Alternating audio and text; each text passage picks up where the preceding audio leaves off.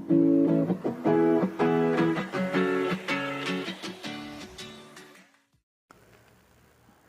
Friends, എല്ലാവർക്കും PSC പ്രിസത്തിലേക്ക് സ്വാഗതം. ഇന്ന് നമ്മൾ 9ാം ക്ലാസ്സിലെ SCERT ന്യൂ സിലബസ് പ്രകാരമുള്ള സോഷ്യൽ സയൻസ് പാർട്ട് 2-ലെ ജോഗ്രഫിയിൽ നിന്നുള്ള 2ാമത്തെ ചാപ്റ്ററാണ് പഠിക്കുന്നത്. അപ്പോൾ ഇതിനു മുമ്പ് നമ്മുടെ ക്ലാസ്സുകൾ കാണാതെ പുതിയതായിട്ട് ക്ലാസ്സുകൾ കാണുന്നവരാരെങ്കിലും ഉണ്ടെങ്കിൽ പ്ലീസ് സബ്സ്ക്രൈബ് ചെയ്തിട്ട് ക്ലാസ്സുകൾ കാണുക, സപ്പോർട്ട് ചെയ്യുക. അതുപോലെ തന്നെ നിങ്ങളുടെ വിലയേറിയ അഭിപ്രായങ്ങളും നിർദ്ദേശങ്ങളും കമൻറ്റ് ബോക്സിലിടുക, അതുപോലെ ലൈക്ക് ചെയ്യുക. അപ്പോൾ നമുക്ക് 9ാം ക്ലാസ്സിലെ 2ാമത്തെ ചാപ്റ്ററിലോട്ട് പോകാം. നമ്മുടെ ചാപ്റ്ററിൻ്റെ പേര് വിശാല സമതല ഭൂവിൽ എന്നതാണ്.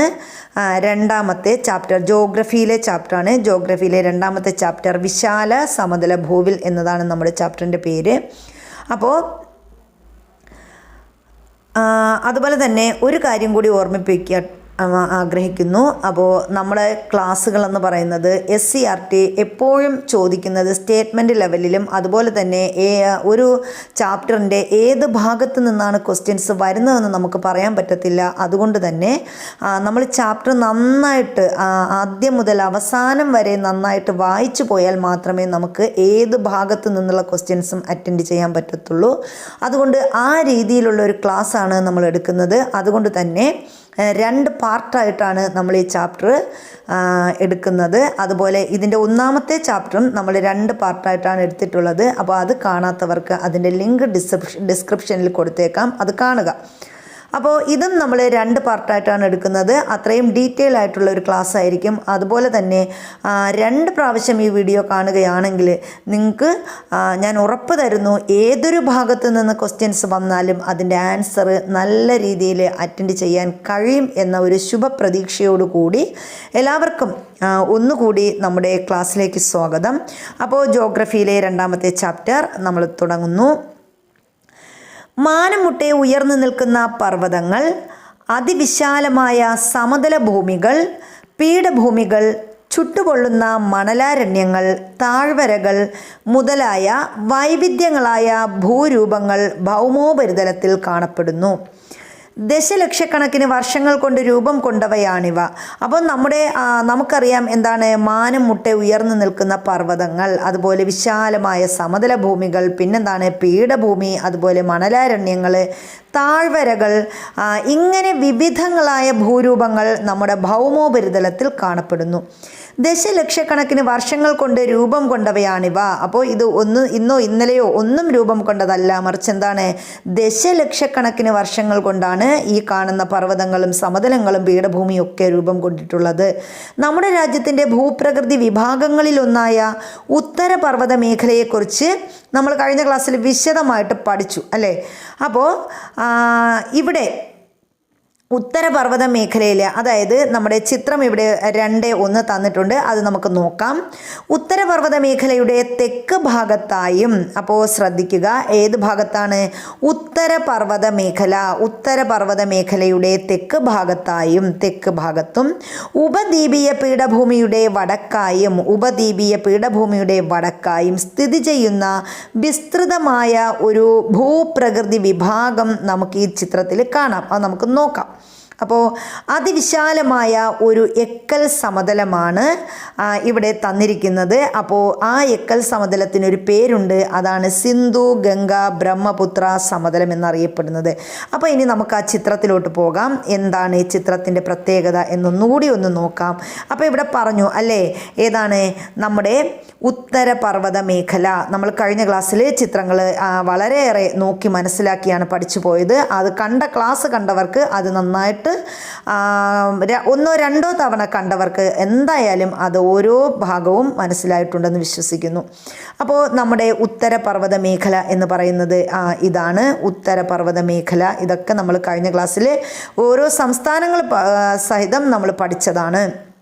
അപ്പോൾ ഉത്തരപർവ്വത മേഖല, ഈ ഉത്തരപർവ്വത മേഖല, അതുപോലെ എന്താണ് ഇവിടെ നമ്മൾ പറഞ്ഞു ഏതൊക്കെയാണ്, ഉത്തരപർവ്വത മേഖലയുടെ തെക്ക് ഭാഗത്തായി.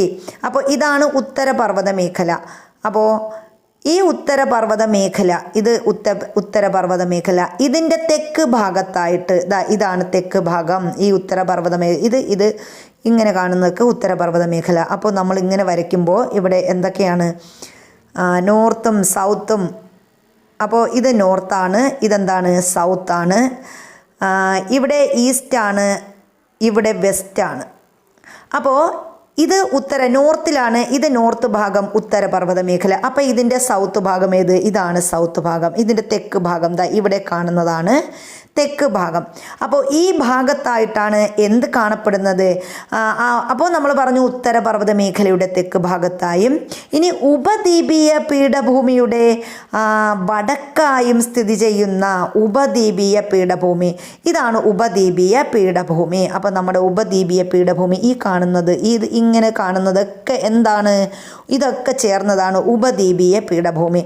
അപ്പോൾ നമ്മൾ നേരത്തെ പറഞ്ഞതുപോലെ തന്നെ ഇവിടെ എന്താണ് നോർത്തല്ലേ? അപ്പോൾ ഉപദ്വീപീയ പീഠഭൂമിയുടെ വടക്ക് ഭാഗം നോർത്ത് ഭാഗത്തായിട്ടും ആണ് എന്ത് സ്ഥിതി ചെയ്യുന്നത്?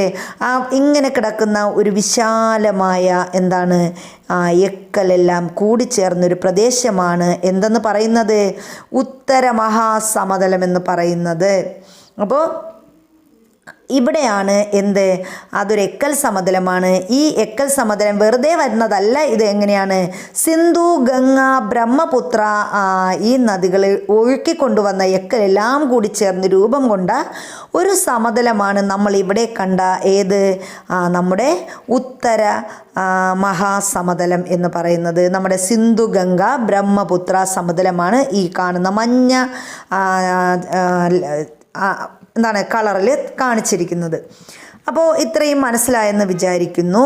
അപ്പോൾ അടുത്ത് നമ്മൾ പോകുന്നത് വിശാല സമതല ഭൂവിൽ എന്ന ഒരു ഭാഗത്തോട്ടാണ്. വിശാല സമതല ഭൂവിൽ, ഉത്തരേന്ത്യൻ സമതലങ്ങൾ എന്നും അറിയപ്പെടുന്ന ഈ ഭൂപ്രകൃതി വിഭാഗം രൂപപ്പെട്ടത് എങ്ങനെയെന്നാണ് അടുത്ത് നമ്മൾ പഠിക്കാൻ പോകുന്നത്.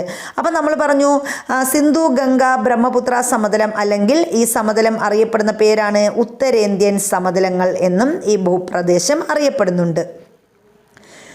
ഒഴുകുന്ന വെള്ളം, കാറ്റ്, ഹിമാനികൾ, തിരമാല. അപ്പോൾ എന്തൊക്കെയാണ് നമ്മളിവിടെ പറഞ്ഞു? ഒഴുകുന്ന വെള്ളം, കാറ്റ്, ഹിമാനികൾ, തിരമാല ഇവ എന്ത് ചെയ്യുന്നു?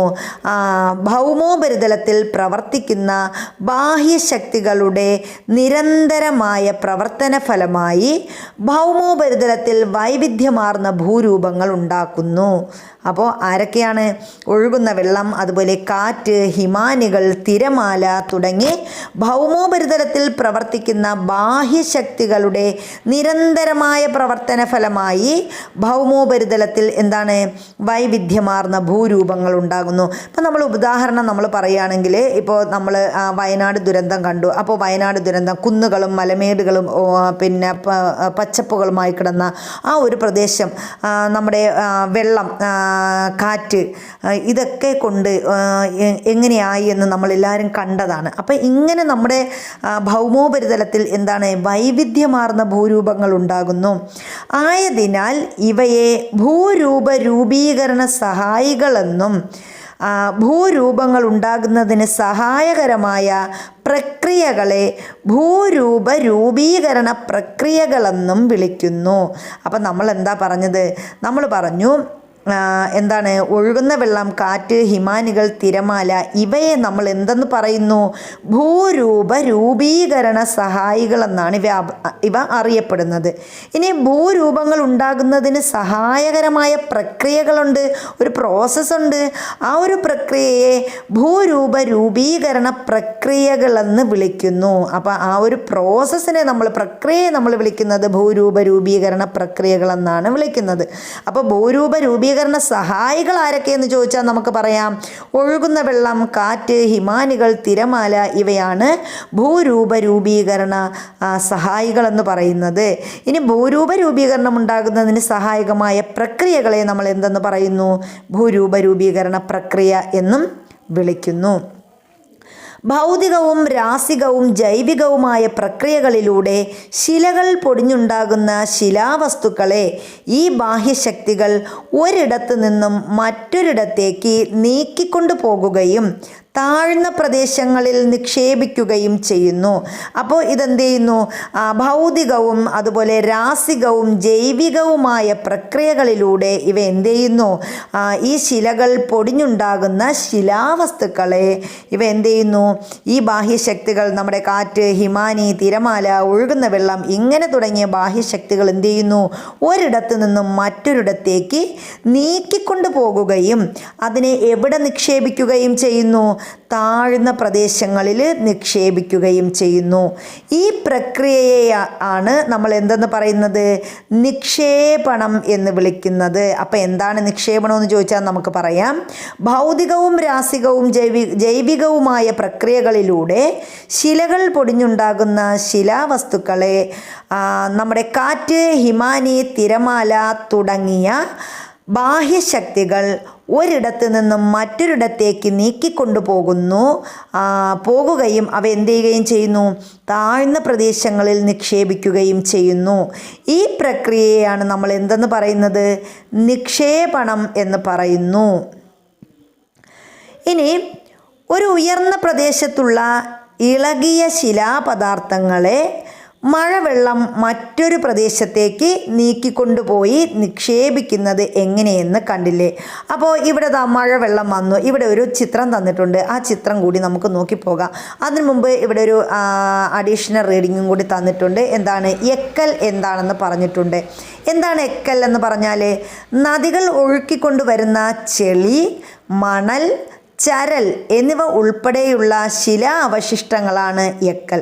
അപ്പോൾ എക്കൽ എന്ന് പറഞ്ഞാൽ എന്തൊക്കെ ഉണ്ടായിരിക്കും? നദികൾ ഒഴുക്കിക്കൊണ്ടുവരുന്ന ചെളി, മണൽ, അതുപോലെ ചരൽ ഇവ ഉൾപ്പെടെയുള്ള ശിലാ അവശിഷ്ടങ്ങളെയാണ് എന്തെന്ന് പറയുന്നത്? എക്കൽ എന്ന് പറയുന്നത്. അപ്പോൾ ഇനി ഇവിടെ മഴത്തുള്ളികൾ, ഇവിടെ മഴ പെയ്യുമ്പോൾ ഒരു ഉയർന്ന പ്രദേശത്തെ ഇളകിയ ശിലകൾ എന്ത് ചെയ്യുന്നത്? ഇവിടെ മഴത്തുള്ളികൾ ഇങ്ങനെ നിരന്തരം വരുമ്പോൾ എന്ത് ചെയ്യുന്നു? ഇവിടെയുള്ള ഇളകിയ ശിലകൾ എന്ത് ചെയ്യുന്നു? നിരന്തരം മഴത്തുള്ളികൾ വീഴുമ്പോൾ ശിലകൾ ഇളകുന്നു. ഇവ എന്ത് ചെയ്യുന്നു? ഒരു സ്ഥലത്ത് നിന്നും ഈ ഇളകിയ വസ്തുക്കളെ നീക്കിക്കൊണ്ടുപോകുന്ന ഒരു സ്ഥലത്ത് നിന്ന് മറ്റൊരു പ്രദേശത്തേക്ക്. ഇവിടെ ഉയർന്ന സ്ഥലമാണ്, ഇതിനെ നീക്കി എവിടെ കൊണ്ടുവരുന്നു? താഴ്ന്ന പ്രദേശങ്ങളിൽ കൊണ്ടുവന്ന് നിക്ഷേപിക്കുന്നു. അപ്പോൾ ഇങ്ങനെയാണ് എന്ത് ചെയ്യുന്നത്? നമ്മുടെ നിക്ഷേപം ഉണ്ടാകുന്നത്. ഉയർന്ന പ്രദേശങ്ങളിൽ നിന്നും ഉത്ഭവിക്കുന്ന നീർച്ചാലുകൾ ചെറുചാലുകളായി ഒഴുകിച്ചേർന്ന് അരുവികളാവുകയും പല അരുവികൾ ചേർന്ന് നദിയായി വികാസം പ്രാപിക്കുകയും ചെയ്യുന്നു. അപ്പം എന്താണ്? ഉയർന്ന പ്രദേശങ്ങളിൽ നിന്നും ഉത്ഭവിക്കുന്ന ഈ നീർച്ചാലുകൾ ചെറിയ ചാലുകളായിട്ട് ഉയർന്ന സ്ഥലത്ത് നിന്ന് ഇങ്ങനെ എന്ത് ചെയ്യുന്നു? ഈ ചെറുചാലുകൾ ഒഴുകിച്ചേർന്ന് അരുവികളാവുകയും പല അരുവികൾ ചേർന്ന് എന്തായി മാറുകയും ചെയ്യുന്നു? നദിയായി വികാസം പ്രാപിക്കുകയും ചെയ്യുന്നു. ഉയർന്ന പ്രദേശങ്ങളിൽ നിന്നും ഉത്ഭവിച്ചൊഴുകുന്ന നദികൾ വഹിച്ചു കൊണ്ടുവരുന്ന അവസാദങ്ങൾ താഴ്ന്ന പ്രദേശങ്ങളിൽ നിക്ഷേപിച്ച് കാലക്രമേണ അതിവിശാലമായ എക്കൽ സമതലങ്ങൾ ഉൾപ്പെടെയുള്ള നിക്ഷേപണ ഭൂരൂപങ്ങൾ എന്ത് ചെയ്യുന്നു? സൃഷ്ടിക്കപ്പെടുന്നു. അപ്പോൾ നമ്മൾ പറഞ്ഞു, ഉയർന്ന പ്രദേശങ്ങളിൽ നിന്നും ഉത്ഭവിച്ചൊഴുകുന്ന നദികൾ എന്ത് ചെയ്യുന്നു? വഹിച്ചു കൊണ്ടുവരുന്ന ഈ അവസാദങ്ങൾ എന്ത് ചെയ്യുന്നു? താഴ്ന്ന പ്രദേശങ്ങളിൽ നിക്ഷേപിച്ച് അങ്ങനെ കാലക്രമേണ അവിടെ എന്തായി മാറുന്നു? അതിവിശാലമായ എക്കൽ സമതലങ്ങൾ ഉൾപ്പെടെയുള്ള നിക്ഷേപണ ഭൂരൂപങ്ങൾ സൃഷ്ടിക്കപ്പെടുന്നു. ഇപ്പോൾ ഇവിടെ ചിത്രം തന്നിട്ടുണ്ട്. ആ ചിത്രം കൂടി കണ്ടാൽ നമുക്ക് വളരെ നന്നായിട്ട് എന്ത് ചെയ്യാം? ഇത് മനസ്സിലാക്കാൻ പറ്റും. അപ്പോൾ ഇവിടെ എന്താണ്? ഇതാണ് ഒരു നദിയുടെ ഉത്ഭവസ്ഥാനം. അപ്പോൾ ഈ നദിയുടെ ഉത്ഭവസ്ഥാനം ഇവിടെയാണ്. അപ്പോൾ ഇവിടെ നിന്ന് കണ്ടു, നമ്മൾ പറഞ്ഞ നീർച്ചാലുകൾ ചെറിയ ചെറിയ ചാലുകളായിട്ട് ഇങ്ങനെ ഒഴുകി ഒഴുകി വന്ന് ഇതൊരു അരുവിയാകുന്നു. ഇങ്ങനെ ഈ അരുവി ഇവിടെ നിന്നും ഇങ്ങനെ പല അരുവികൾ ചേർന്നാണ് എന്തായി മാറുന്നത്? ഒരു നദിയായി മാറുന്നത്. അപ്പോൾ ഇങ്ങനെ ഈ നദിയായി മാറി ഈ നദികൾ അങ്ങനെ ഇവിടെ നിന്ന് വഹിച്ചു കൊണ്ടുവരുന്ന അവസാദങ്ങൾ എന്ത് ചെയ്യുന്നു? നിക്ഷേപിച്ച് ഇതെന്തായി മാറുന്നു? ഒരു വലിയ എന്തായിട്ട് സമതലമായി രൂപപ്പെടുന്നു. ഇങ്ങനെയാണ് നമ്മുടെ സമതലങ്ങൾ രൂപപ്പെട്ടത്.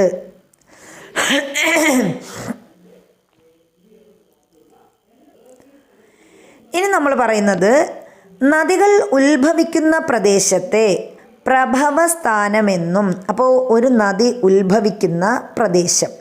അപ്പോൾ ഇവിടെ നിന്നാണ് ഒരു നദി ഉത്ഭവിക്കുന്നത്. ഇവിടെ നിന്നൊരു നദി ഉത്ഭവിക്കുന്നു. അപ്പോൾ ഈ സ്ഥലത്തെ നമ്മൾ എന്ത് പറയും? ഉത്ഭവസ്ഥാനമെന്ന് പറയും. അപ്പോൾ അല്ലെങ്കിൽ പ്രഭവസ്ഥാനമെന്ന് പറയും. നദി ഉത്ഭവിക്കുന്ന പ്രദേശത്തെ നമ്മൾ എന്തെന്ന് പറയുന്നു? പ്രഭവസ്ഥാനമെന്നും. ഇനി നദി കടലിലോ മറ്റേതെങ്കിലും ജലാശയത്തിലോ പതിക്കുന്ന ഇടത്തെ നദീമുഖമെന്നും വിളിക്കുന്നു. ഇവിടെയാണ് നദീമുഖം. നദി ഇവിടെ ഇങ്ങനെ ഒഴുകി വന്ന് എന്ത് ചെയ്യുന്നു? ഇവിടെ പതിക്കുന്നു. അപ്പം ഇതിനെ നമ്മൾ എന്തെന്ന് വിളിക്കുന്നു? നദീമുഖമെന്നും വിളിക്കുന്നു.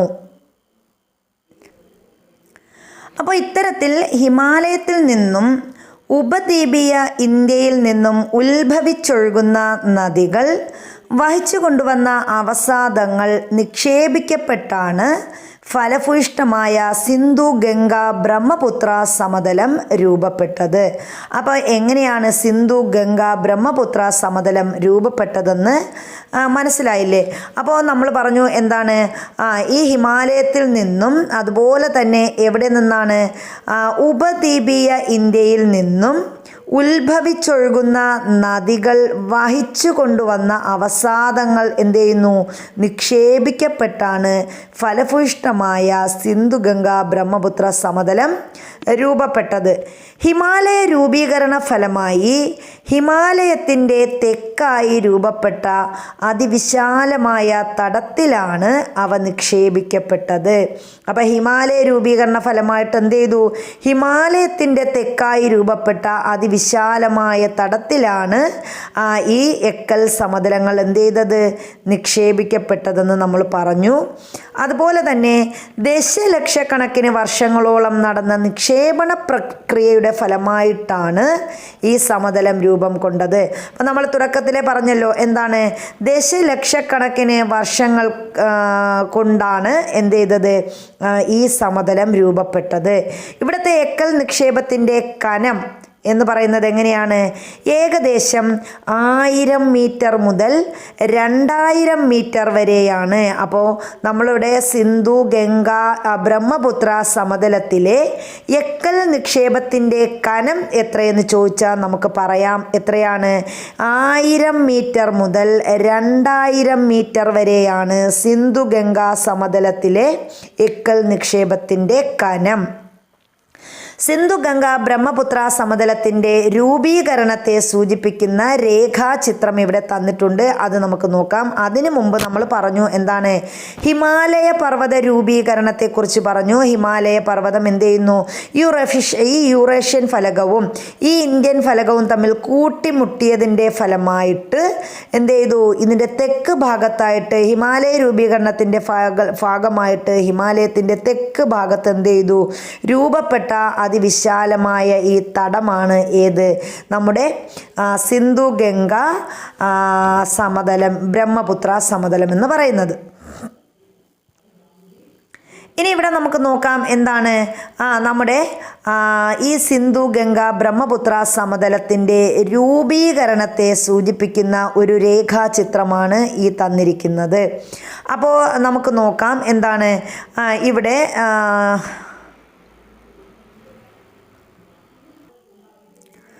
അപ്പം നമ്മൾ പറഞ്ഞു സിന്ധു ഗംഗ ബ്രഹ്മപുത്ര സമതലം, ബ്രഹ്മപുത്ര സമതലം ഇതിൻ്റെ കനം എത്രയാണെന്നാണ് നമ്മൾ പഠിച്ചത്. സിന്ധു ഗംഗ ബ്രഹ്മപുത്ര സമതലത്തിൻ്റെ കനം ഏകദേശം 1000 മീറ്റർ മുതൽ എത്രയാണ്? 2000 മീറ്റർ വരെയാണ് ഇതിൻ്റെ കനമെന്ന് പറയുന്നത്. ഇനി സിന്ധു ഗംഗ ബ്രഹ്മപുത്ര സമതലത്തിൻ്റെ രൂപീകരണത്തെ സൂചിപ്പിക്കുന്ന രേഖാചിത്രമാണ് നമ്മൾ ഇവിടെ തന്നിരിക്കുന്നത്. അപ്പോൾ നമുക്കത് നോക്കാം. അപ്പോൾ ഇവിടെ ഒരു എന്താണ് ആശയവ്യക്തതയ്ക്ക് മാത്രമുള്ള ചിത്രീകരണ തോത് അടിസ്ഥാനമാക്കിയല്ല തന്നിട്ടുള്ളതെന്ന് ഇവിടെ പറഞ്ഞിട്ടുണ്ട്. അപ്പോൾ ഈ ഹിമാദ്രി, ഹിമാചൽ, സിവാലിക് ഇവിടെ നിന്ന് ഇങ്ങനെ എന്ത് ചെയ്യുന്നു? ഇങ്ങനെ സിന്ധു ഗംഗ ബ്രഹ്മപുത്ര സമതലം ഇവിടെ നിന്ന് നദികൾ ഒഴുക്കിക്കൊണ്ടുവരുന്ന ഈ എക്കലുകൾ എന്ത് ചെയ്യുന്നു? സിന്ധു ഗംഗ ബ്രഹ്മപുത്ര സമതലമായിട്ട് ഇവിടെ ഇങ്ങനെ നിക്ഷേപിക്കപ്പെടുന്നു. അപ്പോൾ ഇങ്ങനെയാണ് നമ്മുടെ സിന്ധു ഗംഗ ബ്രഹ്മപുത്ര സമതലം എന്ത് ചെയ്തത് രൂപീകരിക്കപ്പെട്ടത്. ഇനി ഇവിടെ പറഞ്ഞിട്ടുണ്ട് സിന്ധു ഗംഗ ബ്രഹ്മപുത്ര സമതലത്തിലൂടെ ഒഴുകുന്ന നദികൾ ഏതൊക്കെയാണ്. അപ്പം നമുക്കറിയാം സിന്ധു ഗംഗ ബ്രഹ്മപുത്ര. അപ്പോൾ ഈ സമതലത്തിലൂടെ ഒഴുകുന്ന നദികൾ ഏതൊക്കെയായിരിക്കും? നമ്മുടെ ഗംഗാ നദി ഉണ്ടായിരിക്കും. ഗംഗ, അതുപോലെ യമുന, ബെതുവ, ചമ്പല്, സോണ്, പിന്നെ ഏതാണ് ബ്രഹ്മപുത്ര. ഇതൊക്കെ സിന്ധു ഗംഗ ബ്രഹ്മപുത്ര സമതലത്തിലൂടെ ഒഴുകുന്ന നദികളാണ്. ഇനി നമ്മൾ പറയുന്നത് എന്താണ്? ഹിമാലയത്തിൽ നിന്നും ഉപദ്വീപീയ പീഠഭൂമിയിൽ നിന്നും ഉത്ഭവിച്ചൊഴുകുന്ന നദികളെ യഥാക്രമം എങ്ങനെയാ ഹിമാലയൻ നദികളെന്നും ഉപദ്വീപീയൻ നദികളെന്നും രണ്ടായി തരംതിരിക്കാം. അപ്പോൾ നമുക്കറിയാം ഹിമാലയത്തിൽ നിന്ന് ഉത്ഭവിക്കുന്ന നദികളുമുണ്ട്, ഉപദ്വീപീയ പീഠഭൂമിയിൽ നിന്ന് ഉത്ഭവിച്ചൊഴുകുന്ന നദികളുമുണ്ട്. അപ്പോൾ ഇവയെ നമ്മൾ എന്ത് ചെയ്യുന്നു? ഹിമാലയൻ നദികളെന്നും, ഹിമാലയത്തിൽ നിന്ന് ഉത്ഭവിച്ചൊഴുകുന്ന നദികളെ ഹിമാലയൻ നദികളെന്നും, ഉപദ്വീപീയ പീഠഭൂമിയിൽ നിന്ന് ഉത്ഭവിച്ചൊഴുകുന്ന നദികളെ ഉപദ്വീപീയ നദികളെന്നും നമ്മൾ വിളിക്കുന്നു. സിന്ധു ഗംഗ ബ്രഹ്മപുത്ര സമതലത്തിലൂടെ ഒഴുകുന്ന നദികളെ അവയുടെ ഉത്ഭവസ്ഥാനത്തെ അടിസ്ഥാനമാക്കി ഹിമാലയൻ നദികളെന്നും ഉപദ്വീപീയ നദികളെന്നും തരംതിരിച്ച് പട്ടികപ്പെടുത്താൻ പറഞ്ഞിട്ടുണ്ട്. അപ്പോൾ ഇവിടെ എന്താണ്? ഇതിനു വേണ്ടി ചിത്രം 2.1, ചിത്രം 2.4 എന്നിവ ഉപയോഗപ്പെടുത്താമല്ലോ എന്നും ചോദിച്ചിട്ടുണ്ട്. അപ്പോൾ നമുക്ക് അത് നോക്കാം. അപ്പോൾ ഇവിടെ ചിത്രം 2.4 തന്നിട്ടുണ്ട്. അപ്പോൾ ഇതിൽ നേരത്തെ നമ്മൾ പറഞ്ഞായിരുന്നു നമ്മുടെ എന്താണ് ഉത്തര മഹാസമതലത്തിൽ ഉൾപ്പെടുന്ന നദികൾ ഏതൊക്കെയാണെന്ന് നമുക്ക് നോക്കാം ആദ്യം. അപ്പോൾ ഉത്തര മഹാസമുദ്രത്തിൽ ഉൾപ്പെടുന്ന നദികളാണ് യമുന, അതുപോലെ കാളി നദി, ഗന്ധക്, ഘാഘര, ഗോമതി, ഗംഗ, സോണ്, കെന്ന്, ബത്വ, സിന്ധ്. ഇതൊക്കെ എവിടെയാണ്? നമ്മുടെ ഉത്തര സമതലത്തിലൂടെ ഒഴുകുന്ന നദികളാണ്. അപ്പോൾ ഏതൊക്കെയാണ് നമുക്ക് പറയാൻ പറ്റുന്നത്? ഈ കാണുന്നത്, ഈ മഞ്ഞ ചിത്രീകരിച്ചിരിക്കുന്നതിനകത്ത് കാണപ്പെടുന്നത് എല്ലാം ഏതാണ്? ഉത്തര മഹാസമതലത്തിലൂടെ ഒഴുകുന്ന നദികളാണ്. അപ്പോൾ നമുക്ക് പ്രധാനമായിട്ടും പറയാം യമുന നദി, അതുപോലെ കാളി നദി, ഗോമതി, ഗംഗ, സിന്ധു, ബെതുവ, കെന്ന്, സോണ്, ഘാഘര, ഗന്ധക്. ഇതൊക്കെ ഏതിലൂടെ ഒഴുകുന്നതാണ്? നമ്മുടെ ഉത്തര മഹാസമതലത്തിലൂടെ ഒഴുകുന്ന നദികളാണ്. ഇനി നമ്മൾ അവിടെ പറഞ്ഞു എന്താണ്? പ്രധാനമായിട്ടും ഹിമാലയൻ നദികളും അതുപോലെ ഉപദ്വീപിയൻ നദികളും. അപ്പോൾ ഹിമാലയൻ നദികളെന്ന് പറഞ്ഞാൽ നമുക്കറിയാം, ഹിമാലയൻ നദികളെന്ന് പറയുമ്പോൾ സിന്ധു, അതുപോലെ ഗംഗ, ബ്രഹ്മപുത്ര, ഇത് മൂന്നുമാണ് പ്രധാനപ്പെട്ട ഹിമാലയൻ നദികൾ. ഇനി സിന്ധു നദിയുടെ പോഷക നദികളായ ഏതൊക്കെയാണ്? ചലം, ചിനാബ്, രവി, ബിയാസ്, സത്ലജ്. ഇത് 5. അതുപോലെ തന്നെ നമ്മുടെ ഗംഗാ നദിയുടെ പോഷക നദികളായ ഏതൊക്കെയാണ്? പിന്നെ ഘാഘര, ഗന്ധക്, ഗോമതി, ബത്വ, സോണ്, കെന്ന്. ഇത് ഒക്കെ ഏതാണ്?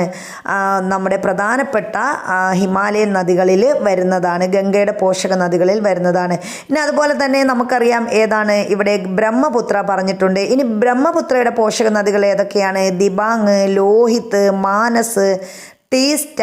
ഇതൊക്കെ ബ്രഹ്മപുത്രയുടെ പോഷക നദികളാണ്. അപ്പോൾ ഇതെല്ലാം കൂടി ഉൾപ്പെടുന്ന നദികളെയാണ് നമ്മൾ ഹിമാലയൻ നദികൾ എന്ന് പറയുന്നത്. ഇനി ഹിമാലയൻ നദികൾ കഴിഞ്ഞിട്ട് അടുത്ത ഉപദ്വീപിയൻ നദികൾ നമ്മൾ പറയുന്നു. ഈ ഉപദ്വീപിയൻ നദികൾ എന്ന് പറഞ്ഞാൽ പ്രധാനപ്പെട്ട ഉപദ്വീപിയൻ നദികൾ ചോദിച്ചാൽ നമുക്ക് പറയാം ഏതൊക്കെയാണ്? നമ്മുടെ ഗോദാവരി, അതുപോലെ കാവേരി, കൃഷ്ണ, മഹാനദി. ഇതൊക്കെ ഉൾപ്പെടുന്നതാണ് ഏതെന്ന് പറയുന്നത്? ഉപദ്വീപിയൻ നദികളെന്ന് പറയുന്നത്. അപ്പോൾ ഉപദ്വീപിയൻ നദികളിൽ കൃഷ്ണ വരും, കാവേരി വരും, അതുപോലെ പിന്നെ താപ്തി വരും, നർമ്മദ വരും, ഗോദാവരി വരുന്നു, മഹാനദി വരുന്നു. ഇതൊക്കെ ഏതാണ്? ഉപദ്വീപിയൻ നദികളാണ്. അതുപോലെ ഹിമാലയൻ നദികൾ ഈ പറഞ്ഞ സിന്ധു, ഗംഗ, ബ്രഹ്മപുത്ര എന്നീ നദികളും അവയുടെ പോഷക നദികളുമാണ് ഹിമാലയൻ നദികളിൽ വരുന്നത്. ഉപദ്വീപിയൻ നദികളിൽ വരുന്നത് നമ്മുടെ കൃഷ്ണ, കാവേരി, പിന്നെ അതുപോലെ നർമ്മദ, താപ്തി, പിന്നെ ഏതാണ്? ഗോദാവരി, മഹാനദി. ഈ നദികളും ഇവയുടെ പോഷക നദികളുമാണ് ഇതിൽ ഉൾപ്പെടുന്നത്, ഉപദ്വീപിയൻ നദികളിൽ ഉൾപ്പെടുന്നത്. ഇനി നമ്മൾ പഠിക്കുന്നത് നമ്മുടെ സിന്ധു നദീമുഖം മുതൽ ഗംഗാ നദീമുഖം വരെ ഏകദേശം 3200 കിലോമീറ്റർ നീളത്തിൽ വ്യാപിച്ചു കിടക്കുന്ന ഈ സമതലം ലോകത്തിലെ തന്നെ ഏറ്റവും വലിയ എക്കൽ പ്രദേശമാണ്. അപ്പോൾ നമ്മുടെ ലോകത്തിലെ തന്നെ ഏറ്റവും വലിയ എക്കൽ പ്രദേശം ഏതെന്ന് ചോദിച്ചാൽ നമുക്ക് ധൈര്യമായി പറയാം ഏതാണ്, അതാണ് ഉത്തര മഹാസമതലം എന്ന് പറയുന്നത്. ഇനി ഉത്തര മഹാസമതലം എത്ര കിലോമീറ്റർ നീളത്തിൽ വ്യാപിച്ചു കിടക്കുന്നു എന്ന് ചോദിച്ചാൽ എത്രയാണ്? 3200 കിലോമീറ്റർ നീളത്തിലാണ് ഇത് വ്യാപിച്ചു കിടക്കുന്നത്. ഏത് മുതൽ ഏത് വരെയാണ്? സിന്ധു നദീമുഖം മുതൽ ഗംഗാ നദീമുഖം വരെ ഏകദേശം 3200 കിലോമീറ്റർ നീളത്തിൽ ഏത് വ്യാപിച്ചു കിടക്കുന്നു? നമ്മുടെ ഉത്തര മഹാസമതലം വ്യാപിച്ചു കിടക്കുന്നു. ഏകദേശം 2400 കിലോമീറ്റർ നീളത്തിൽ ഈ സമതലം ഇന്ത്യയിൽ വ്യാപിച്ചിരിക്കുന്നു. അപ്പോൾ ഇന്ത്യയിൽ ഉത്തര മഹാസമതലം വ്യാപിച്ചിരിക്കുന്നത് എത്ര കിലോമീറ്റർ നീളത്തിലാണ് എന്ന് ചോദിച്ചാൽ എത്രയാണ്? 2400 കിലോമീറ്റർ നീളത്തിൽ ഇന്ത്യയിൽ എന്ത് വ്യാപിച്ചു കിടക്കുന്നുണ്ട്? ഈ നമ്മുടെ ഉത്തര മഹാസമതലം വ്യാപിച്ചു കിടക്കുന്നു. ഇനി ഉത്തര മഹാസമതലം മൊത്തത്തിൽ എടുക്കുകയാണെങ്കിൽ അതിന് എത്ര കിലോമീറ്റർ നീളമുണ്ടെന്ന് നമ്മൾ പറഞ്ഞു? 3200 കിലോമീറ്റർ നീളമുണ്ടെന്ന് പറഞ്ഞു. അതിൽ 2400 കിലോമീറ്റർ നീളം എവിടെയുണ്ട്? നമ്മുടെ ഇന്ത്യയിൽ മാത്രമുണ്ട്. ഇന്ത്യയിൽ ഏകദേശം 2400 കിലോമീറ്റർ നീളത്തിൽ ഉത്തര മഹാസമതലം വ്യാപിച്ചിരിക്കുന്നു. കിഴക്ക് നിന്നും പടിഞ്ഞാറോട്ട് വിശാലമാകുന്ന ഈ സമതലത്തിൻ്റെ ശരാശരി വീതി എന്ന് പറയുന്നത് 150 കിലോമീറ്റർ മുതൽ 300 കിലോമീറ്റർ വരെയാണ്. അപ്പോൾ ഇതിന് മൊത്തത്തിൽ 3200 കിലോമീറ്റർ നീളമുണ്ട്. ഇനി ഇതിൻ്റെ വീതി പറയുകയാണെങ്കിൽ എത്ര മുതൽ എത്ര വരെ? 150 കിലോമീറ്റർ മുതൽ 300 കിലോമീറ്റർ വരെയാണ് ഉത്തര മഹാസമതലത്തിൻ്റെ വീതി എന്ന് പറയുന്നത്. 150 കിലോമീറ്റർ മുതൽ 300 കിലോമീറ്റർ വരെ. ഈ സമതലത്തിൻ്റെ അതിരുകൾ വടക്ക് സിവാലിക് പർവ്വതനിരകളും തെക്ക് ഉപദ്വീപീയ പീഠഭൂമിയുടെ ക്രമരഹിതമായ വടക്കൻ അരികുകളുമാണ്. അപ്പോൾ ഇതിൻ്റെ എന്താണ് അതിരുകൾ ചോദിച്ചാൽ വടക്ക് സിവാലിക് പർവ്വതനിരകളും, അപ്പോൾ നമ്മുടെ ഉത്തര സമതലത്തിൻ്റെ അതിരുകൾ എങ്ങനെയാണ് കിടക്കുന്നത്? അതിൻ്റെ വടക്ക് ഭാഗത്ത് സിവാലിക് പർവ്വതനിരകൾ, ഉത്തര സമതലത്തിൻ്റെ വടക്ക് എന്താണ്? സിവാലിക് പർവ്വതനിരകളും അതിൻ്റെ തെക്ക് ഉപദ്വീപീയ പീഠഭൂമിയുടെ ക്രമരഹിതമായ വടക്കൻ അതിരുകളുമാണ് ഉള്ളത്. അപ്പോൾ വടക്ക് ചോദിച്ചു കഴിഞ്ഞാൽ സിവാലിക് പർവ്വതനിരയാണ്, തെക്ക് ഭാഗത്ത് നമ്മുടെ സമതലത്തിൻ്റെ ആണ്, അതിൻ്റെ തെക്ക് ഭാഗം ഉപദ്വീപീയ പീഠഭൂമിയുടെ ക്രമരഹിതമായ വടക്കൻ അതിരുകളുമാണ്. ഇനി ഇവിടെ പറഞ്ഞിട്ടുണ്ട് ഉത്തരേന്ത്യൻ സമതലങ്ങളുടെ കിഴക്ക് പടിഞ്ഞാറ് അതിരുകൾ ഇന്ത്യയുടെ ഭൂപ്രകൃതി ഭൂപടത്തിൻ്റെ സഹായത്തോടെ കണ്ടെത്തി പട്ടികപ്പെടുത്താൻ പറഞ്ഞിട്ടുണ്ട്. അപ്പോൾ അത് നമുക്ക് നോക്കാം. ഇനി ഈ സമതലത്തിൻ്റെ വിസ്തീർണം എത്രയാണ്? ഏകദേശം 7 ലക്ഷം ചതുരശ്ര കിലോമീറ്റർ ആണ്. അപ്പോൾ ഉത്തര സമതലത്തിൻ്റെ വിസ്തീർണം എത്രയാണെന്ന് ചോദിച്ചാൽ നമുക്ക് എന്ത് പറയാം? ഇതിൻ്റെ വിസ്തീർണം ഏകദേശം 7 ലക്ഷം ചതുരശ്ര കിലോമീറ്റർ ആണ്. അപ്പോൾ ഉത്തര മഹാസമതലത്തിൻ്റെ വിസ്തീർണം എത്രയാണ്? ഏകദേശം 7 ലക്ഷം ചതുരശ്ര കിലോമീറ്റർ ആണ്. ആരുടെ വിസ്തീർണം? ഉത്തര മഹാസമതലത്തിൻ്റെ വിസ്തീർണം. വളക്കൂറുള്ള മണ്ണ്, മതിയായ ജലലഭ്യത, അനുകൂല കാലാവസ്ഥ, പരന്ന ഭൂപ്രകൃതി എന്നീ സവിശേഷതകളാൽ ഈ പ്രദേശം കൃഷിക്ക് ഏറെ അനുയോജ്യമായ മേഖലയായി തീർന്നിരിക്കുന്നു. അപ്പോൾ ഈ പ്രദേശത്തിൻ്റെ പ്രത്യേകത എന്തൊക്കെയാണ്? നല്ല വളക്കൂറുള്ള മണ്ണാണ്, അതുപോലെ മതിയായ ജലലഭ്യതയുണ്ട്, അനുകൂല കാലാവസ്ഥയാണ്, പരന്ന ഭൂപ്രകൃതി. ഈ സവിശേഷതകളാണ് എന്തിനുള്ളത്? നമ്മുടെ ഉത്തര മഹാസമതലത്തിനുള്ളത്. ഭൂമിശാസ്ത്രപരമായി ഒരൊറ്റ ഭൂപ്രകൃതി വിഭാഗമായി ഇതിനെ പരിഗണിക്കാമെങ്കിലും നദീവ്യവസ്ഥ, നദികളുടെ ഒഴുക്കിൻ്റെ ദിശ, ഭൂപ്രകൃതിയുടെ സവിശേഷത എന്നിവയെ അടിസ്ഥാനമാക്കി അതിവിസ്തൃതമായ ഈ സമതലത്തെ നമ്മൾ 4 പ്രാദേശിക വിഭാഗങ്ങളായി തരംതിരിച്ചിരിക്കുന്നു. അപ്പോൾ നമ്മുടെ ഉത്തര മഹാസമതലത്തെ പ്രധാനമായിട്ടും എത്ര പ്രാദേശിക വിഭാഗങ്ങളായി നമ്മൾ തരംതിരിച്ചിട്ടുണ്ട്? 4 പ്രാദേശിക വിഭാഗങ്ങളായി തരംതിരിച്ചിരിക്കുന്നു. അപ്പോൾ അവിടെ വീണ്ടും നമുക്കൊരു ക്വസ്റ്റ്യൻ കൂടി വരും. ഉത്തര മഹാസമതലത്തെ 4 പ്രാദേശിക വിഭാഗങ്ങളായി തരംതിരിച്ചിരിക്കുന്നത് ഏതൊക്കെ സവിശേഷതയുടെ അടിസ്ഥാനത്തിലാണ് എന്ന് ചോദിച്ചാൽ നമുക്ക് പറയാം. എന്തൊക്കെ സവിശേഷതയെ കണക്കാക്കിലാണ്?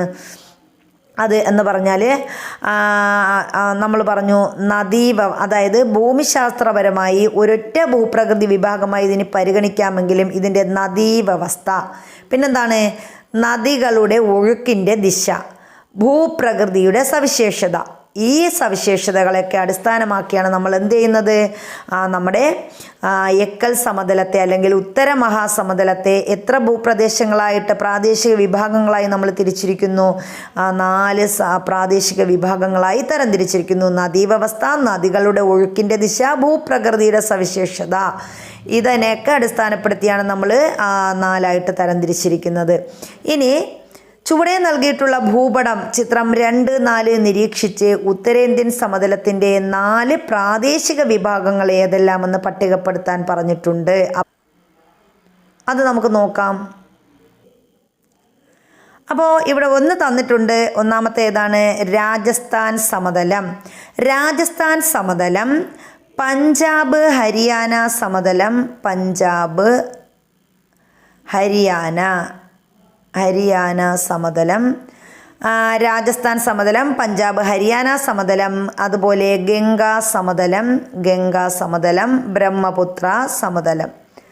അപ്പോൾ ഇങ്ങനെയാണ് നമ്മൾ എന്ത് ചെയ്തിരിക്കുന്നത്, നമ്മുടെ ഉത്തരേന്ത്യൻ സമതലത്തെ 4ആയി തരംതിരിച്ചിരിക്കുന്നത്. ഏതൊക്കെയാണ്? രാജസ്ഥാൻ സമതലം, പഞ്ചാബ് ഹരിയാന സമതലം, ഗംഗാ സമതലം, ബ്രഹ്മപുത്ര സമതലം. ഇങ്ങനെ നമ്മൾ എന്ത് ചെയ്തിട്ടുണ്ട്, നമ്മുടെ ഉത്തര മഹാസമതലത്തെ 4ആയിട്ട് തരംതിരിച്ചിട്ടുണ്ട്.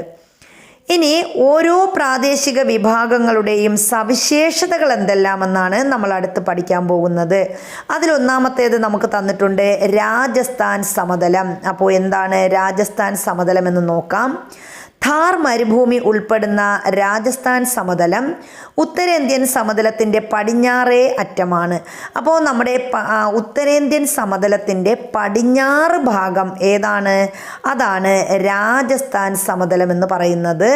ഇതിലെന്താണ്? ഥാർ മരുഭൂമി ഉൾപ്പെടുന്നത് ഏത് സമതലത്തിലാണ്? രാജസ്ഥാൻ സമതലത്തിലാണ്. അപ്പോൾ ചിലപ്പോൾ നമ്മളോട് ചോദിക്കാം, താഴെ തന്നിരിക്കുന്നതിൽ ഥാർ മരുഭൂമി ഉൾപ്പെടുന്ന സമതലം ഏതെന്ന് കണ്ടെത്തുക എന്ന് ചോദിക്കാം. അപ്പോൾ ഥാർ മരുഭൂമി ഉൾപ്പെടുന്ന സമതലം രാജസ്ഥാൻ സമതലമാണ്. ഉത്തരേന്ത്യൻ സമതലത്തിൻ്റെ ഏത് ഭാഗത്താണ് രാജസ്ഥാൻ സമതലം സ്ഥിതി ചെയ്യുന്നത് എന്ന് ചോദിക്കാം. അപ്പോൾ ഏത് പ്രദേശത്താണ്? ഉത്തരേന്ത്യൻ സമതലത്തിൻ്റെ പടിഞ്ഞാറ് ഭാഗമാണ് ഏത്? രാജസ്ഥാൻ സമതലം എന്ന് പറയുന്നത്.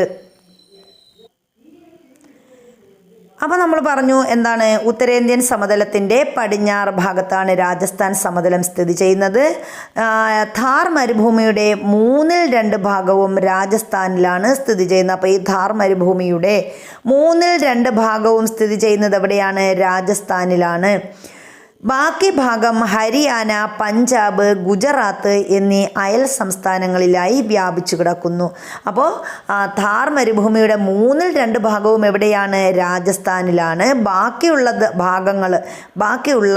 ഥാർ മരുഭൂമി ഉൾപ്പെടുന്ന ഏതൊക്കെ സംസ്ഥാനങ്ങളിലാണെന്ന് ചോദിച്ചാൽ ഹരിയാന, പഞ്ചാബ്, ഗുജറാത്ത് എന്നീ സംസ്ഥാനങ്ങളിലാണ് ഥാർ മരുഭൂമി ഉൾക്കൊള്ളുന്നത്. അപ്പോൾ ഇവിടെ താഴെ ചിലപ്പോൾ നമുക്ക് ചോദിക്കാം, ഥാർ മരുഭൂമി ഉൾപ്പെടാത്തത് സംസ്ഥാനം ഏത്? അപ്പോൾ ഇവിടെ ഏതൊക്കെ ഉൾപ്പെടുന്നതെന്ന് നമ്മൾ പഠിച്ചിരിക്കണം. രാജസ്ഥാൻ, പഞ്ചാബ്, ഹരിയാന, ഗുജറാത്ത് എന്നീ സംസ്ഥാനങ്ങളിലായിട്ടാണ് നമ്മുടെ ഥാർ മരുഭൂമി സ്ഥിതി ചെയ്യുന്നത്.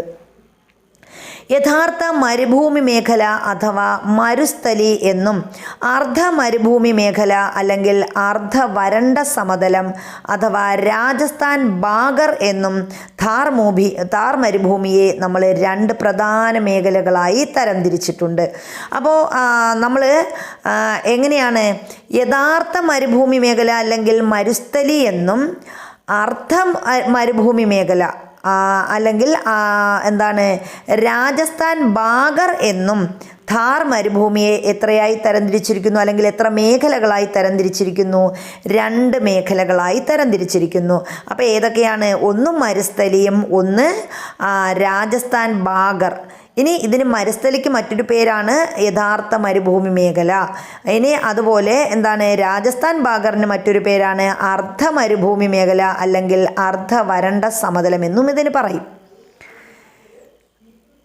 ധാർ മരുഭൂമിയുടെ ഭൂമിശാസ്ത്രപരമായ സവിശേഷതകൾ ഇനി ഉള്ള പാഠഭാഗങ്ങളിൽ പ്രതിപാദിച്ചിട്ടുണ്ട്. അത് നമുക്ക് പഠിക്കാം. ആരവല്ലി പർവ്വതനിരയുടെ പടിഞ്ഞാറായാണ് രാജസ്ഥാൻ സമതലം സ്ഥിതി ചെയ്യുന്നത്. അപ്പോൾ ഈ രാജസ്ഥാൻ സമതലം സ്ഥിതി ചെയ്യുന്നത് ഏത് പർവ്വതനിരയുടെ? ആരവല്ലി അല്ലെങ്കിൽ അരാവലി എന്ന് പറയും, അല്ലെങ്കിൽ അരാവലി പർവ്വതനിരയുടെ പടിഞ്ഞാറായാണ് രാജസ്ഥാൻ സമതലം സ്ഥിതി ചെയ്യുന്നത്. ഇപ്പോൾ രാജസ്ഥാൻ സമതലം സ്ഥിതി ചെയ്യുന്നത് എവിടെയാണ്? അരാവല്ലി അല്ലെങ്കിൽ ആരവല്ലി പർവ്വതനിരയുടെ ഏത് ഭാഗത്ത്? പടിഞ്ഞാറ് ഭാഗത്തായിട്ടാണ് രാജസ്ഥാൻ സമതലം സ്ഥിതി ചെയ്യുന്നത്. ചിലപ്പോൾ ഇങ്ങനെയും ചോദിക്കാം, രാജസ്ഥാൻ സമതലം സ്ഥിതി ചെയ്യുന്നത് ഏത് പർവ്വതനിരയുടെ പടിഞ്ഞാറ് ഭാഗത്തായിട്ടാണ് എന്ന് ചോദിച്ചാൽ, അല്ലെങ്കിൽ ഇത് ഉൾപ്പെടുന്ന പർവ്വതനിര ഏതെന്ന് ചോദിച്ചാൽ ഏത് പർവ്വതനിരയാണ്? ആരവല്ലി പർവ്വതനിരയാണ് രാജസ്ഥാൻ സമതലം സ്ഥിതി ചെയ്യുന്നത്. ആരവല്ലി പർവ്വതനിരയുടെ ഏത് ഭാഗത്ത്? പടിഞ്ഞാറ് ഭാഗത്ത്. അടുത്ത് നമ്മൾ പറയുന്നത് കാലികമായി മാത്രം നീരൊഴുക്കുള്ള ലൂണി ഈ സമതലത്തിലെ പ്രധാന നദിയാണ്. അപ്പോൾ രാജസ്ഥാൻ സമതലത്തിലെ പ്രധാനപ്പെട്ട നദി ഏതാണ്? അത് ലൂണിയാണ്. പ്രധാന പർവ്വതം നമ്മൾ പറഞ്ഞു, അത് ആരവല്ലി പർവ്വതമാണ്. പ്രധാനപ്പെട്ട നദി ഏതാണ്? ലൂണി നദിയാണ്. അപ്പോൾ രാജസ്ഥാൻ സമതലത്തിൽ കാലികമായി മാത്രം നീരൊഴുക്കുള്ള ലൂണി ഈ സമതലത്തിലെ പ്രധാന നദിയാണെന്ന് നമ്മൾ പറഞ്ഞു. രാജസ്ഥാനിൽ നിരവധി ഉപ്പ് തടാകങ്ങളുണ്ട്. അപ്പോൾ രാജസ്ഥാനിൽ നിരവധി ഉപ്പ് തടാകങ്ങളുണ്ട്. ഏതൊക്കെയാണ് ഉപ്പ് തടാകങ്ങൾ? സാംഭാർ, ദിദ്വാന, സർഗോൾ എന്നിവ രാജസ്ഥാൻ സമതലത്തിലെ പ്രധാനപ്പെട്ട ഉപ്പ് തടാകങ്ങളാണ്. അപ്പോൾ ഏതൊക്കെയാണ്? സാംഭാർ, അതുപോലെ ദിദ്വാന, സർഗോൾ. സർഗോളുണ്ട്, ദിദ്വാനയുണ്ട്, സാംഭാറുണ്ട്. ഇവ മൂന്നും എവിടത്തെയാണ്? നമ്മുടെ രാജസ്ഥാൻ സമതലത്തിലെ പ്രധാനപ്പെട്ട ഉപ്പ് തടാകങ്ങളാണ്. അപ്പം നമ്മൾ പറഞ്ഞു രാജസ്ഥാൻ സമതലത്തിലെ ഒരു നദിയുണ്ട്, അത് ലൂണിയാണ്. ഇനി ഇവിടെ നിരവധി ഉപ്പ് തടാകങ്ങളുണ്ട്. അതിൽ പ്രധാനപ്പെട്ട ഉപ്പ് തടാകങ്ങളാണ് സാംഭർ, ദിദ്വാന, പിന്നെ ഏതാണ്? സർഗോൾ എന്നിവ. പിന്നെ നമ്മൾ പറഞ്ഞു ഈ രാജസ്ഥാൻ സമതലത്തിൻ്റെ പടിഞ്ഞാറ് ഭാഗത്തുള്ള ഒരു പർവ്വതനിരയാണ് ആരവല്ലി പർവ്വതനിര. പിന്നെ രാജസ്ഥാൻ സമതലത്തിൽ എന്തുണ്ട്? ധാർ മരുഭൂമി സ്ഥിതി ചെയ്യുന്നത് എവിടെയായിട്ടാണെന്ന് പറഞ്ഞു? രാജസ്ഥാൻ സമതലത്തിലാണെന്ന് പറഞ്ഞു. രാജസ്ഥാൻ ഉൾപ്പെടെ എത്ര സംസ്ഥാനത്തിലാണ് ധാർ മരുഭൂമി സ്ഥിതി ചെയ്യുന്നത്? രാജസ്ഥാൻ, ഹരിയാന, പഞ്ചാബ്, ഗുജറാത്ത് എന്നീ സംസ്ഥാനങ്ങളിലായിട്ടാണ് എന്ത് സ്ഥിതി ചെയ്യുന്നത്? നമ്മുടെ ധാർ മരുഭൂമി സ്ഥിതി ചെയ്യുന്നത്. അടുത്ത് നമ്മൾ പറയുന്നത് പഞ്ചാബ് ഹരിയാന സമതലത്തെക്കുറിച്ചാണ്. അപ്പോൾ പഞ്ചാബ് ഹരിയാന സമതലത്തെക്കുറിച്ച് എന്താണ് പറയാനുള്ളത്? രാജസ്ഥാൻ സമതലത്തിൻ്റെ പ്രധാന സവിശേഷതകളെക്കുറിച്ച് നമ്മൾ മനസ്സിലാക്കി. ഇനി രാജസ്ഥാൻ സമതലത്തിൽ നിന്നും കിഴക്കോട്ടും വടക്ക് കിഴക്കോട്ടും സഞ്ചരിച്ചാൽ ഉത്തരേന്ത്യൻ സമതലം ക്രമേണ ഫലഭൂയിഷ്ഠമായ ഒരു സമതലമായി മാറുന്നത് നിങ്ങൾക്ക് കാണുവാൻ കഴിയും. അപ്പോൾ നമ്മൾ എവിടെ നിന്ന് എങ്ങോട്ട് പോയാൽ രാജസ്ഥാൻ സമതലത്തിൻ്റെ കിഴക്കോട്ടും അതുപോലെ വടക്ക് കിഴക്കോട്ടും സഞ്ചരിച്ചാൽ നമുക്ക് എന്ത് ചെയ്യാൻ പറ്റും? ഈ ഉത്തരേന്ത്യൻ സമതലം ക്രമേണ ഫലഭൂയിഷ്ഠമായ ഒരു സമതലമായി മാറുന്നത് കാണാൻ കഴിയും. രാജസ്ഥാൻ സമതലത്തിൻ്റെ കിഴക്കും വടക്ക് കിഴക്കുമായും വ്യാപിച്ചിരിക്കുന്ന സമതല ഭാഗമാണ് പഞ്ചാബ് ഹരിയാന സമതലം. അപ്പോൾ പഞ്ചാബ് ഹരിയാന സമതലം ഏത് ഭാഗത്തായിട്ടാണ്? നമ്മുടെ രാജസ്ഥാൻ സമതലത്തിൻ്റെ കിഴക്കും അതുപോലെ വടക്ക് കിഴക്കുമായും വ്യാപിച്ചിരിക്കുന്ന സമതല ഭാഗമാണ് ഏത്? പഞ്ചാബ് ഹരിയാന സമതലം.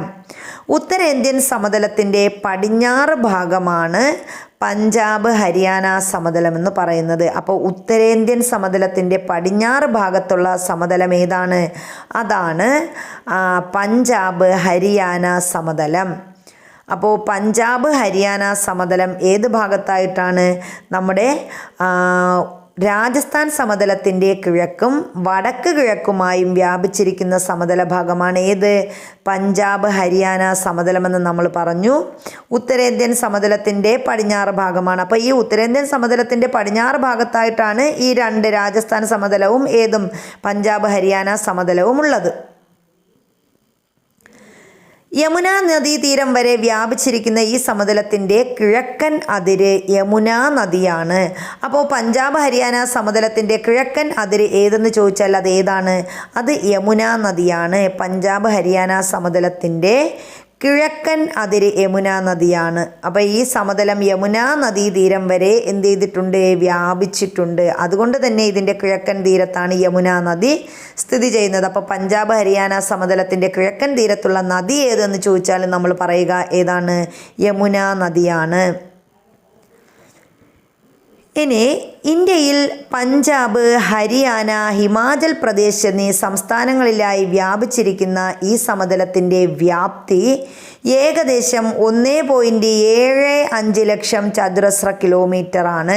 അപ്പോൾ ഏതൊക്കെ സംസ്ഥാനങ്ങളിലായിട്ടാണ് പഞ്ചാബ്, ഹരിയാന സമതലം വ്യാപിച്ചിരിക്കുന്നത്? പഞ്ചാബ്, ഹരിയാന സമതലം. അപ്പോൾ ആ പേരിൽ തന്നെ നമുക്ക് 2 സംസ്ഥാനങ്ങൾ കിട്ടും. ഏതൊക്കെയാണ്? പഞ്ചാബും ഹരിയാന. പഞ്ചാബ്, ഹരിയാന, പിന്നെ ഏതുകൂടി? ഹിമാചൽ പ്രദേശ് എന്നീ സംസ്ഥാനങ്ങളിലായിട്ടാണ് ഈ പഞ്ചാബ്, ഹരിയാന സമതലം വ്യാപിച്ചു കിടക്കുന്നത്. ഇനി ഇതിന് എത്രത്തോളം വ്യാപ്തിയുണ്ട്? ഇതിൻ്റെ വിസ്തൃതി ചോദിച്ചാൽ എത്രയാണ്? 1.75 ലക്ഷം ചതുരശ്ര കിലോമീറ്റർ ആണ് പഞ്ചാബ്, ഹരിയാന സമതലത്തിൻ്റെ വ്യാപ്തി. പടിഞ്ഞാറോട്ട് നേരിയ ചരിവുള്ള ഈ സമതലത്തിൻ്റെ പ്രധാന ഭാഗമായ പഞ്ചാബ് സമതലം മുഖ്യമായും സത്ലജ്, ഝലം, ചിനാബ്, രവി, ബിയാസ് എന്നീ നദികൾ വഹിച്ചുകൊണ്ടുവരുന്ന അവസാദങ്ങൾ നിക്ഷേപിക്കപ്പെട്ട് രൂപം കൊണ്ടതാണ്. അപ്പോൾ പഞ്ചാബ്, ഹരിയാന സമതലത്തിൻ്റെ പ്രത്യേകത എന്താണ്? ഇവിടത്തെ പഞ്ചാബ് സമതലം എന്ന് പറയുന്നത് നമ്മളിതാ ഇവിടെ തന്നിട്ടുണ്ട്. എന്താണ്? നമ്മുടെ ഇതാണ് ഝലം, ചിനാബ്, രവി, ബിയാസ്. അപ്പോൾ ഇതാണ് ഇങ്ങനെ ചരിഞ്ഞ ഈ ഒരു പ്രദേശം. അപ്പോൾ ഇവിടെ എന്ത് ചെയ്യുന്നു? നമ്മുടെ സിന്ധു നദിയുടെ പോഷക നദികളായ ഝലം, ചിനാബ്, രവി, ബിയാസ്, സത്ലജ് ഇവ ഒഴുക്കിക്കൊണ്ടുവരുന്ന എന്താണ്? അവസാദങ്ങൾ നിക്ഷേപിക്കപ്പെട്ട് രൂപം കൊണ്ടതാണ് ഏതെന്ന് പറയുന്നത്? നമ്മുടെ പഞ്ചാബ്, ഹരിയാന സമതലം എന്ന് പറയുന്നത്. പഞ്ചാബ് എന്ന് പറഞ്ഞാൽ 5 നദികളുടെ നാടെന്നും അറിയപ്പെടുന്നു. അപ്പോൾ പഞ്ചാബ് എന്ന് പറഞ്ഞാൽ നമുക്കറിയാം 5 നദികളുടെ നാടാണ് പഞ്ചാബ് എന്ന് പറയുന്നത്. പഞ്ചാബ്, ഹരിയാന സമതലത്തെ 5 പ്രധാന ദോബുകളായി തരംതിരിച്ചിട്ടുണ്ട്. അപ്പോൾ ഈ പഞ്ചാബ്, ഹരിയാന സമതലത്തെ നമ്മൾ എന്ത് ചെയ്തിട്ടുണ്ട്? 5 പ്രധാന ദോബുകളായി തരംതിരിച്ചിട്ടുണ്ട്. എന്താണ് ദോബുകളെന്നാണ് അടുത്ത് നമ്മൾ പറയുന്നത്. എന്താണ് ദോബെന്ന് പറഞ്ഞാൽ? പരസ്പരം കൂടിച്ചേരുന്ന 2 നദികൾക്കിടയിലുള്ള കരഭാഗമാണ് ദോബുകളെന്ന് പറയുന്നത്. അപ്പോൾ പരസ്പരം കൂടിച്ചേരുന്ന 2 നദികൾ. അപ്പോൾ ഇവിടെ തന്നിട്ടുണ്ട്. ഇവിടെ എന്താണ്? ഇവിടെ ദോബ്. ഇതാണ് ഒരു ദോബ്. ഇവിടെ എന്താണ്? 2 നദികളുണ്ട്. ഇത് പരസ്പരം കൂടിച്ചേരുന്ന 2 നദികൾ. ഇപ്പം ഝലം, രവി, എങ്ങനെ ഈ നദികൾക്ക് ഇടയിലുള്ള പ്രദേശം അതിനെയാണ് നമ്മൾ എന്തെന്ന് പറയുന്നത്? ദോബ് എന്ന് പറയുന്നത്. അപ്പോൾ നമ്മുടെ ഈ പഞ്ചാബ്, ഹരിയാന സമതലത്തെ നമ്മൾ എത്ര ദോബുകളായിട്ട് തരംതിരിച്ചിട്ടുണ്ട്? പ്രധാനമായിട്ടും 5 ദോബുകളായിട്ട് തരംതിരിച്ചിട്ടുണ്ട്. ഇവിടെ ഈ ഒരു ചിത്രത്തിൽ 5 ദോബുകളും തന്നിട്ടുണ്ട്. ഈ ഭൂപടം നോക്കിയാൽ നമുക്ക് ഈ 5 ദോബും കാണാൻ കഴിയും. അപ്പോൾ ഈ 5 ദോബും നമുക്ക് പഠിക്കാം. അതിനു മുമ്പ് നമുക്ക് എന്ത് ചെയ്യാം? എന്താണ് ദോബെന്ന് നമ്മൾ ഒന്നുകൂടി പറയുന്നു. പരസ്പരം കൂടിച്ചേരുന്ന 2 നദികൾക്കിടയിലുള്ള കരഭാഗം അതിനെയാണ് നമ്മൾ എന്തെന്ന് പറയുന്നത്? ദോബ് എന്ന് പറയുന്നത്. ഇനി നോക്കിയേ, പ്രധാനപ്പെട്ട ദോബുകൾ ഏതൊക്കെയെന്ന് ഇവിടെ പറഞ്ഞിട്ടുണ്ട്. അത് ഒന്നാമത്തെ ദോബാണ് ബിസ്ത് ജലന്ധർ ദോബ്. ബിസ്ത് ജലന്ധർ ദോബ്. അപ്പോൾ ഈ ബിസ്ത് ജലന്ധർ ദോബ് എന്ന് പറഞ്ഞാൽ ബിയാസ്, സത്ലജ് എന്നീ നദികൾക്കിടയിൽ സ്ഥിതി ചെയ്യുന്ന ദോബാണ് ബിസ്ത് ജലന്ധർ ദോബ് എന്ന് പറയുന്നത്. അപ്പോൾ ഒന്നാമത്തെ ദോബ് ഏതാണെന്ന് പഠിച്ചു പോവുക. ബിസ്ത് ജലന്ധർ ദോബ്. ബിസ്ത്. അപ്പോൾ ബിയാസ്, സത്ലജ്. ഈ ബിയാസിൻ്റെ ബിയും ഇസ്ത് എന്ന് പറയൂല. അപ്പോൾ സത്ലജ് അങ്ങനെ ഓർക്കുക. അപ്പോൾ ബിസ്ത് ജലന്ധർ ദോബിൽ ഏതൊക്കെയാണ്? ബിയാസ്, സത്ലജ് എന്നീ നദികൾക്കിടയിലുള്ള ദോബ് ഏത് എന്ന് ചോദിച്ചാൽ അത് ഏതാണ്? ബിസ്ത് ജലന്ധർ ദോബാണ്. ഇനി ബാരി ദോബ്. ബാരി ദോബ് എന്ന് പറയുമ്പം ബിയാസ്, രവി. ബിയാസിൻ്റെ ബായും രവിയുടെ ഒരു 2 വാക്കുകൾ അതിൽ തന്നെ നമുക്ക് കിട്ടും. അപ്പോൾ ബാരി, ബിയാസ്, രവി, ബാരി ദോബ്. ബിയാസ്, രവി എന്നീ നദികൾക്കിടയിലുള്ള ദോബാണ് ബാരി ദോബ്. ഇനി രചന ദോബ്. രചന എന്ന് പറഞ്ഞാൽ രവി, അതുപോലെ ചിനാബ്. രചന ദോബ് എന്ന് പറയുമ്പം ഏതാണ്? രചന, രവിയുടെ രായും ചിനാബിൻ്റെ ചിന, അപ്പോൾ രണ്ടും കൂടെ ചേർന്ന് രചന ദോബ്. രവി, ചിനാബ് എന്നീ നദികൾക്കിടയിൽ സ്ഥിതി ചെയ്യുന്നു. ഇനി ഏതാണ്? ചാജ്, ദോബ്, ചിനാബ്. ചാജ് എന്ന് പറയുമ്പം ഏതാണ്? ചിനാബ്, ചലം എന്നീ നദികൾക്കിടയിൽ സ്ഥിതി ചെയ്യുന്ന ദോബാണ് ചാജ് ദോബ്. എന്താണ് ദോബ് എന്ന് പറയുന്നത്? ചാജ് ദോബ്. ചലം, ചിനാബ് നദികൾക്കിടയിലുള്ള ദോബാണ് ചാജ് ദോബ്. അപ്പം ചാജ് ദോബ് ഒന്ന് ശ്രദ്ധിക്കുക. ചിനാബ്, ചലം എന്നീ നദികൾക്കിടയിൽ സ്ഥിതി ചെയ്യുന്ന ദോബാണ് ഏത്? ചാജ് ദോബ് എന്ന് പറയുന്നത്. പിന്നെയുള്ളത് സിന്ധ് സാഗർ ദോബാണ്. സിന്ധ് സാഗർ ദോബിൻ്റെ പ്രത്യേകത ഏതൊക്കെയാണ്? ചലം, ചിനാബ് നദികൾക്കും സിന്ധു നദിക്കുമിടയിൽ സ്ഥിതി ചെയ്യുന്ന ദോബാണ് ഏത്? സിന്ധ് സാഗർ ദോബ് എന്ന് പറയുന്നത്. അപ്പം സിന്ധ് സാഗർ ദോബ് സിന്ധു നദിക്കും അതുപോലെ ചലം, ചിനാബ് നദികൾക്കും ഇടയിൽ സ്ഥിതി ചെയ്യുന്ന ദോബാണ് ഏത്? സിന്ധ് സാഗർ ദോബ്. ഇനി നമുക്ക് ആ ഒരു ഭൂപടം കൂടി നോക്കാം, അപ്പോൾ കുറച്ചുകൂടി വ്യക്തമായിട്ട് മനസ്സിലാവും. എന്താണ് ഇവിടെ തന്നിട്ടുണ്ട്? നമ്മൾ പറഞ്ഞതുപോലെ തന്നെയാണ്. എന്താണ് നമ്മുടെ സിന്ധ് സാഗർ ദോബ്. ഇവിടെ സിന്ധ് സാഗർ ദോബ് തന്നിട്ടുണ്ട്. ഇതാണ് സിന്ധ് സാഗർ ദോബ്. ചലം, ചിനാബ് നദികൾക്ക് ഇടയിലും സിന്ധു നദിക്ക് ഇടയിലുമാണ് ഏത്? ഈ പറഞ്ഞ നമ്മുടെ സിന്ധ് സാഗർ ദോബ് എന്ന് പറയുന്നത്. പിന്നെ അതുപോലെ തന്നെ ഇവിടെ ബിയാസിനും സത്ലജിനും ഇടയ്ക്ക് ബിസ്ത് ദോബ് തന്നിട്ടുണ്ട്. അതുപോലെ ചിനാബിനും രവിക്കുമിടയിൽ രചന ദോബുണ്ട്. അതുപോലെ ബാരി ദോബ് ഏതൊക്കെ നദികൾക്കിടയിലാണ് ബാരി ദോബ് എന്ന് പറയുന്നത്? ബാരി എന്ന് പറയുമ്പം രവിക്കും ബിയാസിനും ഇടയിലുള്ള ഈ ദോബാണ് ബാരി ദോബ്. പിന്നെ നമ്മൾ പറഞ്ഞു ഏതാണ്? ചിനാബ് അതുപോലെ ചലം ഇതിനിടയിലുള്ള ദോബാണ് ചാജ് ദോബ്. ചാജ് ദോബ് ചിനാബിനും അതുപോലെ ചലത്തിനും ഇടയിൽ. അപ്പം ഇതാണ് നമ്മുടെ പഞ്ചാബ്, ഹരിയാന സമതലത്തിലെ പ്രധാനപ്പെട്ട 5 ദോബുകളെന്ന് പറയുന്നത്. അപ്പോൾ നമ്മൾ പറഞ്ഞു എന്താണ് നമ്മുടെ ഏത് നദിയുടെയാണ്? നമ്മുടെ യമുന നദി സ്ഥിതി ചെയ്യുന്നത് പഞ്ചാബ്, ഹരിയാന സമതലത്തിൻ്റെ കിഴക്കൻ പ്രദേശങ്ങളിലാണെന്ന് നമ്മൾ പഠിച്ചു. അതുപോലെ തന്നെ പഞ്ചാബ്, ഹരിയാന സമതലം ഏതൊക്കെ സംസ്ഥാനങ്ങളിലായിട്ട് വ്യാപിച്ചിട്ടുണ്ട്? പഞ്ചാബ്, അതുപോലെ ഹരിയാന, ഹിമാചൽ പ്രദേശ് എന്നീ സംസ്ഥാനങ്ങളിലായിട്ടാണ് ഇത് വ്യാപിച്ചു കിടക്കുന്നതെന്ന് പറഞ്ഞു. പിന്നെ നമ്മൾ പറഞ്ഞു ഏകദേശം 1.75 ലക്ഷം 1.75 ലക്ഷം ചതുരശ്ര കിലോമീറ്ററാണ് ഇതിൻ്റെ വ്യാപ്തി എന്ന് പഠിച്ചു. പഞ്ചാബ്, ഹരിയാന സമതലത്തിൻ്റെ വ്യാപ്തി എന്ന് നമ്മൾ പറഞ്ഞു. ഇതിനെ പടിഞ്ഞാറോട്ട് നേരിയ ചരിവുള്ള ഈ സമതലത്തിന് എന്താണ് പ്രധാന ഭാഗങ്ങൾ ഏതൊക്കെയാണ്? നമ്മുടെ പഞ്ചാബ് സമതലം മുഖ്യമായും സിന്ധുവിൻ്റെ 5 നദികൾ വഹിച്ചു കൊണ്ടുവരുന്ന അവസാദങ്ങൾ നിക്ഷേപിക്കപ്പെട്ട് രൂപം കൊണ്ട സമതലങ്ങളാണ്. അതായത് സിന്ധുവിൻ്റെ 5 നദികൾ ഏതൊക്കെയാണ്? ചലം, ചിനാബ്, രവി, ബിയാസ്, സത്ലജ്. അതുകൊണ്ട് തന്നെ നമ്മൾ എന്താണ് 5 നദികളുടെ നാട് എന്നറിയപ്പെടുന്നത് ആരെയാണ്? പഞ്ചാബിനെയാണ്. പഞ്ചാബ്, ഹരിയാന സമതലത്തെ നമ്മൾ പറഞ്ഞു 5 ദോബുകളായിട്ട് തരംതിരിച്ചിട്ടുണ്ടെന്ന് പഠിച്ചു. എന്താണ് ദോബ് എന്ന് പറഞ്ഞാൽ? പരസ്പരം കൂടിച്ചേരുന്ന 2 നദികൾക്കിടയിലുള്ള കരഭാഗമാണ് ദോബ് എന്ന് പറഞ്ഞു. പിന്നെ നമ്മൾ ആ 5 ദോബുകൾ പറഞ്ഞു. ഏതൊക്കെയാണ് 5 ദോബ്? ബിസ്ത്, ജലന്ധർ ദോബ്, ബിയാസ്, സത്ലജ് എന്നീ നദികൾക്കിടയിൽ. ബാരി ദോബും അതുപോലെ ബാരി ദോബ് ഏതാണ്? ബിയാസ്, രവി എന്നീ നദികൾക്കിടയിൽ. രചന ദോബാവുമ്പം രവി, ചിനാബ് നദികൾക്കിടയിൽ. ചാജ് ദോബ്, ചിനാബ്, ചലം നദികൾക്കിടയിൽ. സിന്ധു സാഗർ ദോബ് ചലം, ചിനാബ് നദികൾക്ക് ഇടയിലും അതുപോലെ സിന്ധു നദിക്ക് ഇടയിലുമാണ്. ഇനി നമ്മൾ അടുത്ത് പഠിക്കുന്നത് ഗംഗാ സമതലത്തെക്കുറിച്ചാണ്. അപ്പോൾ എന്താണ് ഗംഗാ സമതലത്തിൻ്റെ പ്രത്യേകത എന്ന് നോക്കാം. പഞ്ചാബ്, ഹരിയാന സമതലത്തിൻ്റെ കിഴക്കായി സ്ഥിതി ചെയ്യുന്ന സമതല വിഭാഗമാണ് ഗംഗാ സമതലം. അപ്പോൾ പഞ്ചാബ്, ഹരിയാന സമതലത്തിൻ്റെ കിഴക്ക് ഭാഗത്തായിട്ട് സ്ഥിതി ചെയ്യുന്ന സമതലം ഏതാണ്? അതാണ് ഗംഗാ സമതലം എന്ന് പറയുന്നത്. ഇനി ഇവിടെ നമ്മുടെ കിഴക്ക് ബംഗ്ലാദേശ് മുതൽ പടിഞ്ഞാറ് യമുന നദി വരെയുള്ള യമുന നദി വരെ ഗംഗാ സമതലം വ്യാപിച്ചിരിക്കുന്നു. അപ്പോൾ ഗംഗാ സമതലം ഏത് മുതൽ ഏത് വരെയുണ്ട്? കിഴക്ക് നമ്മുടെ ബംഗ്ലാദേശ് മുതൽ പടിഞ്ഞാറ് യമുന നദി വരെയാണ് ഗംഗാ സമതലം വ്യാപിച്ചിരിക്കുന്നത്.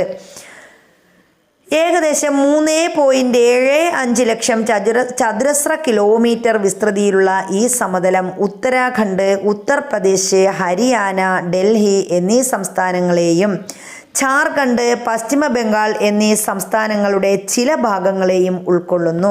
അപ്പോൾ നമ്മുടെ ഗംഗാ സമതലം ഉൾക്കൊള്ളുന്ന സംസ്ഥാനങ്ങൾ ഏതൊക്കെയെന്ന് ചോദിച്ചാൽ നമുക്ക് പറയാം. ഏതൊക്കെയാണ്? ഉത്തർപ്രദേശ്, ഉത്തരാഖണ്ഡ്, ഹരിയാന, ഡൽഹി. അപ്പോൾ ഉത്തരാഖണ്ഡ് ഉണ്ട്, ഉത്തർപ്രദേശ് ഉണ്ട്, ഹരിയാനയുണ്ട്, ഡൽഹി ഉണ്ട്. അതുപോലെ തന്നെ ഏതൊക്കെയാണ്? ഝാർഖണ്ഡ്, പശ്ചിമ ബംഗാൾ എന്നീ സംസ്ഥാനങ്ങളുടെ ചില ഭാഗങ്ങളെയും ആരുൾക്കൊള്ളുന്നു? ഗംഗാ നദിയും ഗംഗയുടെ പോഷക നദികളും ഉൾക്കൊള്ളുന്നുണ്ട്. ഇനി നമ്മൾ പറയുന്നത് എന്താണ്? അപ്പോൾ നമ്മൾ പറഞ്ഞു ഗംഗാ സമതലം എന്ന് പറയുന്നത് പഞ്ചാബ്, ഹരിയാന സമതലത്തിൻ്റെ കിഴക്ക് ഭാഗത്തായിട്ടാണ് സ്ഥിതി ചെയ്യുന്നതെന്ന് പറഞ്ഞു. എത്രയാ ഇതിൻ്റെ വ്യാപ്തി? ഇതിൻ്റെ വിസ്തൃതി എത്രയാണെന്ന് പറഞ്ഞു. 3.75 ലക്ഷം ചതുരശ്ര കിലോമീറ്ററാണ് ഇതിൻ്റെ വ്യാപ്തി. അതുപോലെ ഇത് ഗംഗാ സമതലം മുതൽ ഏതാണ്? കിഴക്ക് ബംഗ്ലാദേശ് മുതൽ പടിഞ്ഞാറ് യമുന നദി വരെ ഈ ഗംഗാ സമതലം വ്യാപിച്ചിട്ടുണ്ട്. കിഴക്ക് ബംഗ്ലാദേശ് മുതൽ ഏതുവരെയാ? പടിഞ്ഞാറ് യമുന നദി വരെ ഇത് ഏകദേശം 3.75 ലക്ഷം ചതുരശ്ര കിലോമീറ്ററിൽ ഇങ്ങനെ വ്യാപിച്ച് കിടക്കുകയാണ്. പിന്നെ നമ്മൾ ഇതിൻ്റെ സംസ്ഥാനങ്ങൾ ഏതൊക്കെയാണെന്ന് പറഞ്ഞായിരുന്നു. ഏതൊക്കെ സംസ്ഥാനങ്ങൾ? ഉത്തരാഖണ്ഡ് പറഞ്ഞു, ഉത്തർപ്രദേശ്, അതുപോലെ പിന്നെ നമ്മുടെ ഡൽഹി, ഹരിയാന, ഝാർഖണ്ഡ്, പശ്ചിമ ബംഗാൾ എന്നീ സംസ്ഥാനങ്ങളുടെ ചില ഭാഗങ്ങളെയൊക്കെ ഇത് ഉൾക്കൊള്ളുന്നു.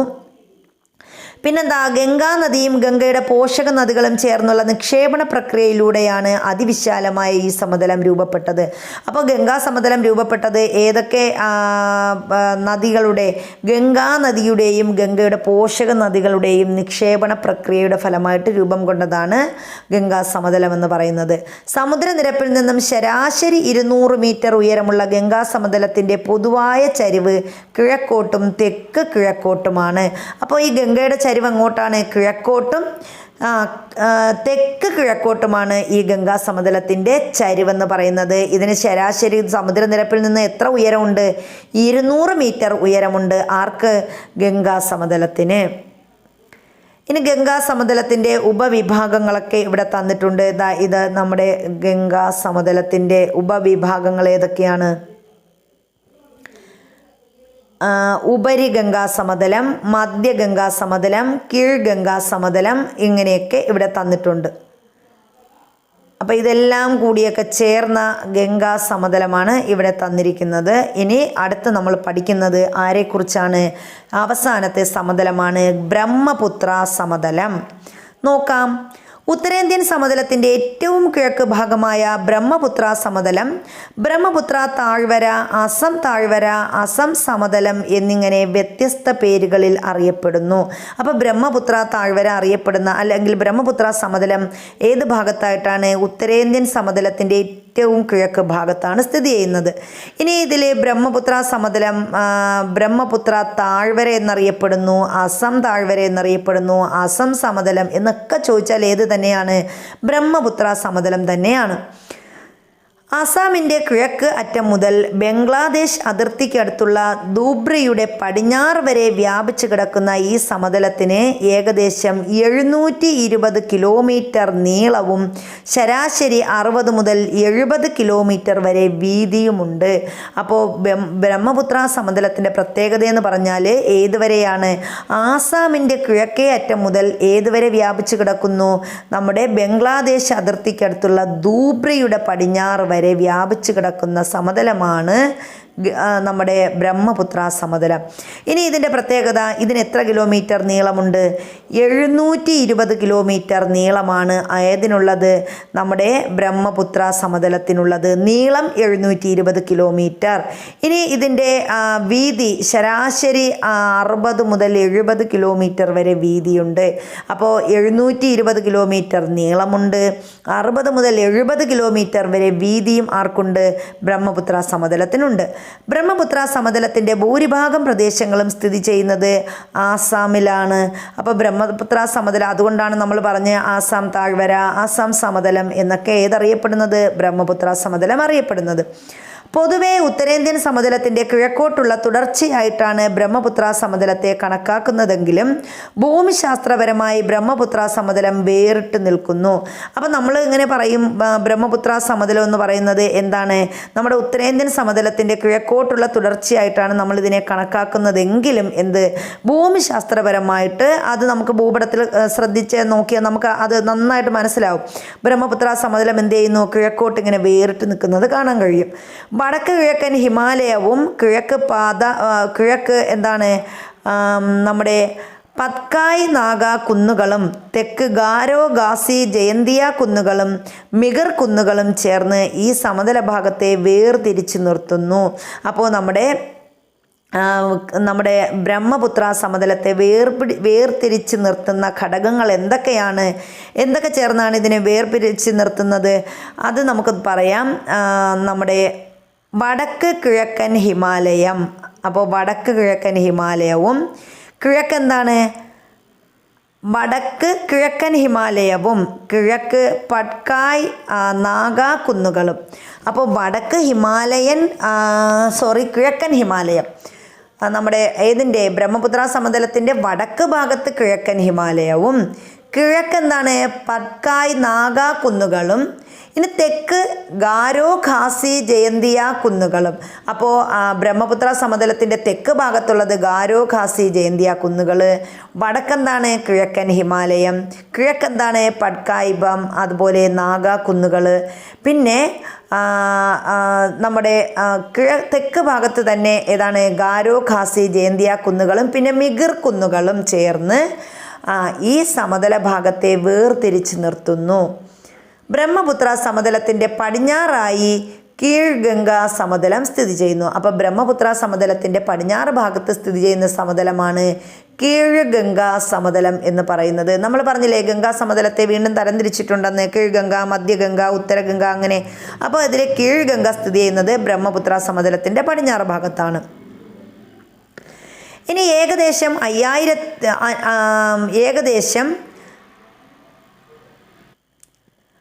56,275 ചതുരശ്ര കിലോമീറ്റർ വിസ്തൃതിയുള്ള ഈ സമതലം ബ്രഹ്മപുത്ര നദിയുടെയും അതിൻ്റെ പോഷക നദികളുടെയും നിക്ഷേപണ പ്രക്രിയയിലൂടെ രൂപപ്പെട്ടതാണ്.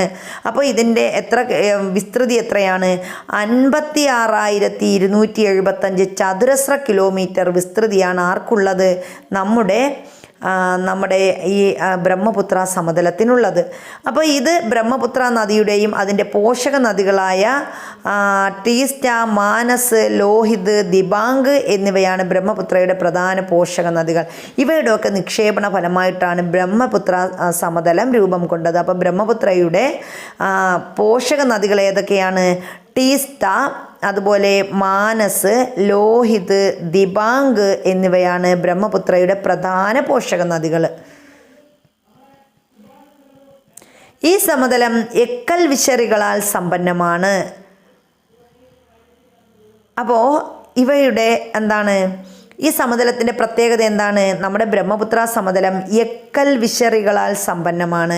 ഇങ്ങനെ ചോദിക്കാം, എക്കൽ വിശറികളാൽ സമ്പന്നമായ സമതലം ഏതാണ്? അപ്പോൾ ഏതാണ് അത്? ബ്രഹ്മപുത്ര സമതലമാണ്. എക്കൽ വിശറികളാൽ സമ്പന്നമായ സമതലമാണ് ബ്രഹ്മപുത്ര സമതലം. എന്താണ് എക്കൽ വിശറികൾ? അപ്പോൾ എക്കൽ വിശറികൾ എന്താണെന്ന് നമുക്ക് നോക്കാം.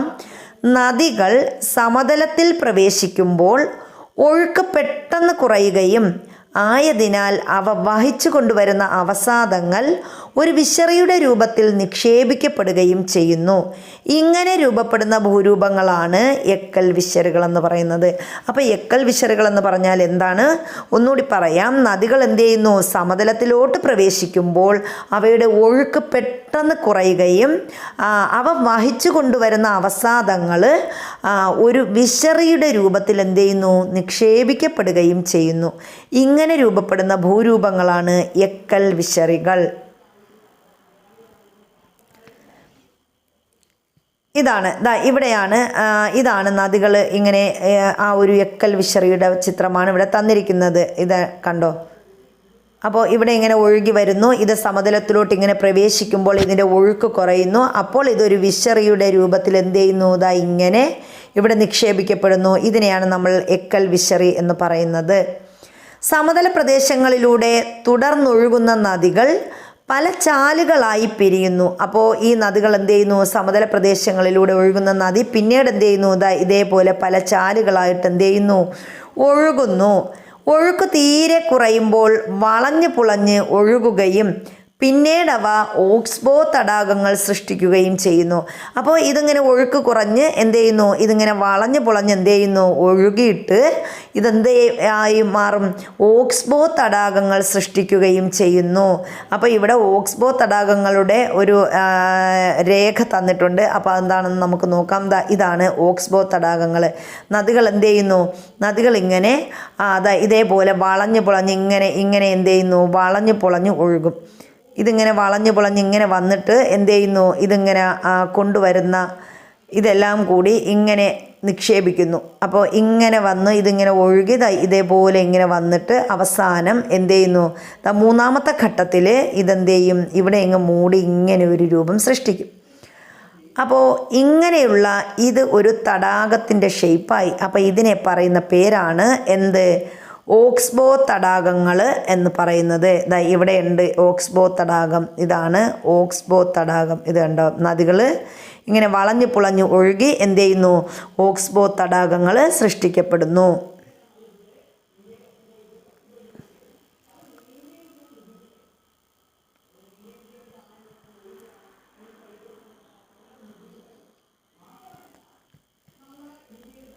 ഇനി